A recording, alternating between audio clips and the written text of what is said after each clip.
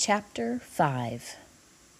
Back on Main Street, Dink adjusted his backpack and led the way to the Shangri-La Hotel. Maureen Higgins said she dropped him off at the hotel last night. He told the others, so that's our next stop. What if she didn't? Josh said, catching up to Dink. What do you mean? I mean, maybe Maureen Higgins wasn't telling the truth. Maybe she kidnapped him. And she's hiding him in her lunchbox, Ruth Rose said. Very funny, Ruth Rose, Josh said. Maureen Higgins said she drove Wallace to the hotel, but if she drove him somewhere else, you could be right, Dink said. That's why we're going to the hotel. With Dink in the lead and the four approached the check-in counter in the hotel lobby. Excuse me, Dink said to the man behind the counter. May we help you? He was the saddest-looking man Dink had ever seen. He had thin black hair and droopy eyebrows. His skinny mustache looked like a sleeping centipede. A name tag on his suit said, Mr. Linkletter. We're looking for somebody, Mr. Linkletter stared at Dink. He's supposed to be staying in this hotel, Josh said. The man twitched his mustache at Josh. His name is Wallis Wallace, Dink explained. Could you tell us if he checked in last night? Mr. Linkletter patted his mustache. Yes, sir. If we've had such a guest, we wouldn't give out any information. We have rules at Shangri-La, he added in a deep, sad voice. But he's missing, Ruth Rose said. He was supposed to be at the Book Nook this morning and he never showed up. Dink pulled out the itinerary. See, he was coming here from the airport. The taxi driver said she saw him walk into the lobby. And he's famous, Ruth Rose said. She placed her book on the counter in front of Mr. Linkletter. He wrote this. Sighing, Mr. Linkletter looked down at Ruth Rose. We are quite aware of who Mr. Wallace is, young miss. Mr. Linkletter turned his sad eyes back on Dink.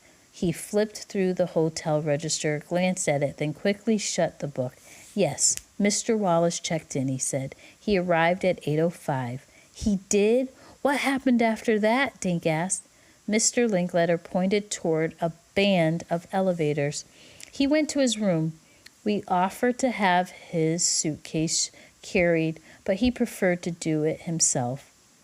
Have you seen Mr. Wallace yet today? Mavis asked. No, madame. I haven't seen him. Mr. Wallace is still in his room. Still in his room?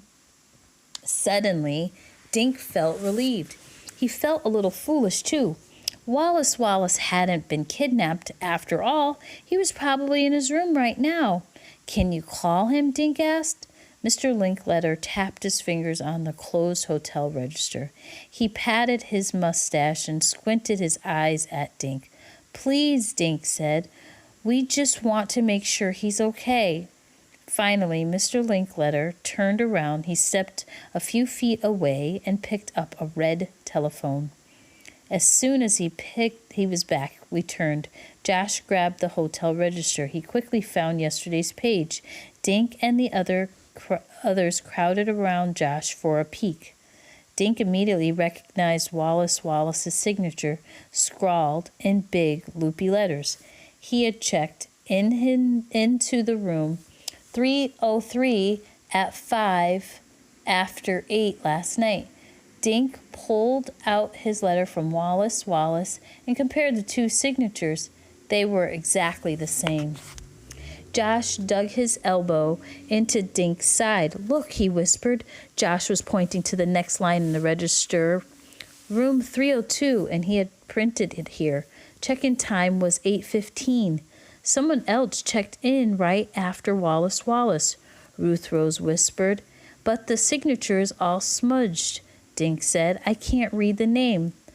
When Mr. Linkletter hung up the phone, Josh shoved the register away. As Mr. Linkletter turned back around, Dink shut the register. He looked up innocently. "Is he in his room?" Dink asked. "I don't know." Mr. Linkletter tapped his fingers on his mustache.